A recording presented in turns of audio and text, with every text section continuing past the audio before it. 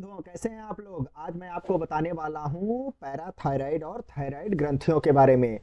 Thyroid जिसे अवटु भी कहा जाता है हिंदी में, और इससे निकलने वाले मुख्य हार्मोन्स के बारे में बताएंगे। उसके अतिस्रावण अल्पस्रावण जो भी कमी आ जाती है उससे कौन सा मुख्य रोग हो जाता है जो अक्सर एग्जाम में पूछ लिया जाता है, उसके बारे में हम आपको डिटेल में बताएंगे।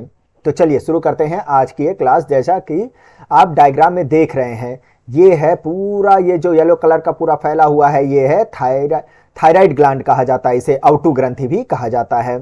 ये जो होता है हमारे श्वसन जो नलिकाएं होती हैं उसके दोनों तरफ ये फैली होती हैं, और ये बॉडी का सबसे बड़ा अंतःस्रावी ग्रंथि होता है, और इसी में अटैच होता है हमारा पैराथायराइड ग्लैंड भी। इसके ऊपर आप देखेंगे लेनेक्स है जो कि वॉइस बॉक्स होता है जिससे आप पट पट पट पट बोलते रहते हैं, और नीचे है टैकिया जो कि एक विंड पाइप होता है। चलिए अब इसके कुछ महत्वपूर्ण बिंदुओं के बारे में आपको बताते हैं जो एग्जाम में पूछे गए हैं या पूछे जरूर जाएंगे। फिलहाल उस बिंदुओं को भी हम रखे हैं जो पूछे गए हैं। ओके, तो जो इंपॉर्टेंट है उस पर मैं स्टार लगा दूंगा, आप उसे मेंशन कर लीजिएगा।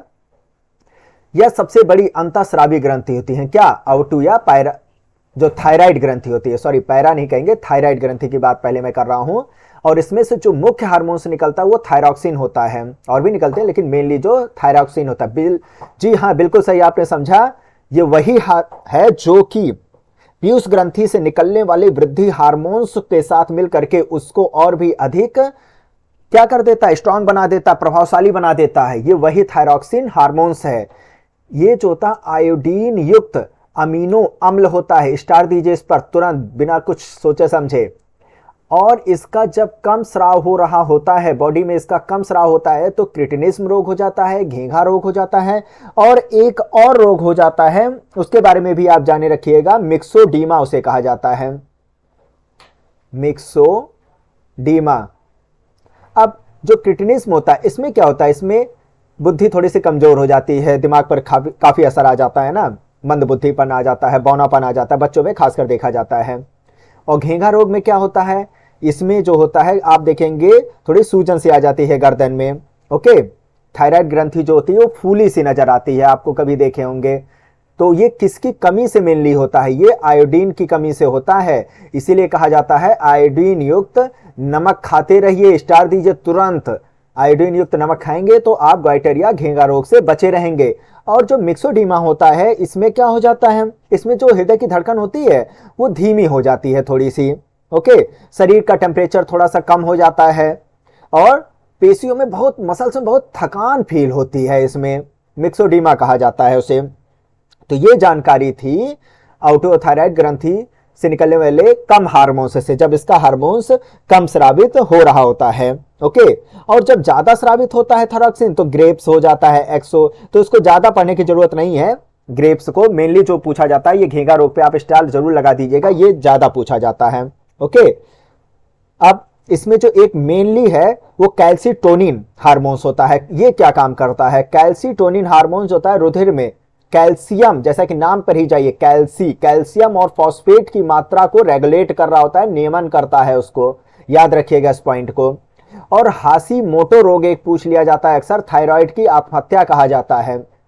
सर ऐसा क्यों, खुद की आत्महत्या कर लेता है, वो मैं इसलिए आपको बताता हूं, जब बॉडी के अंदर थायराइड ग्रंथि से निकलने वाला हार्मोन्स अत्यंत कम होने लग जाता है, ओके, तब क्या होता है, हमारे शरीर का एक प्रतिरक्षा तंत्र होता है जो कि हमारे शरीर के बाहर आने वाली चीजों को या आंतरिक चीजों से लड़ रहा होता है, जो कि उसको लग रहा होता है कि ये चीज हमारे शरीर को नुकसान पहुंचा सकती है। तो जब ये देखता है कि थायराइड ग्रंथि से आने वाला ये हार्मोन्स बहुत कम मात्रा में आ रहा है, तो इसको थोड़ा सा शक होता है, इसे लगता है कि ये कोई हार्मोन्स नहीं, ये विष आ रहा है हमारे बॉडी में, हमारे शरीर को नुकसान पहुंचा सकता है। तुरंत अपना औजार तैयार करता है और इसको नष्ट करना शुरू कर देता है। आप बताइए, एक रूप से इसका कम निकलना ही, हार्मोन्स का कम निकलना ही उसके लिए आत्महत्या हो जा रही है, उसकी हत्या का कारण बनता जा रहा है। तो इसीलिए इसे थायराइड की आत्महत्या कहा जाता है, जिसे हाशिमोटो रोग भी कहते हैं। ओके, एडम सेप्टल क्या होता है, अवटु दूर जिसे कहा जाता है हिंदी में, ये स्वर यंत्र के नाम से जाना जाता है। बस आप इतना ही याद रखिए, बहुत है इसके लिए। ओके, और ये पुरुष और स्त्री दोनों में पाया जाता है, परंतु पुरुषों में यह काफी स्पष्ट रहता है, जो एडम एप्पल होता है। बस इतना ही याद रखिएगा। चलिए, और ये आपको गर्दन के पूरे घेरे में मिल जाएगा, ऊपर के उभार के हिस्से में मिल जाएगा, जैसा कि मैंने अभी आपको डायग्राम में दिखाए थे। ओके, ये देखिए इस वाले हिस्से में आपको देखने को मिल जाएगा। चलिए अब मैं आपको बताता हूं पैराथायराइड ग्रंथि के बारे में।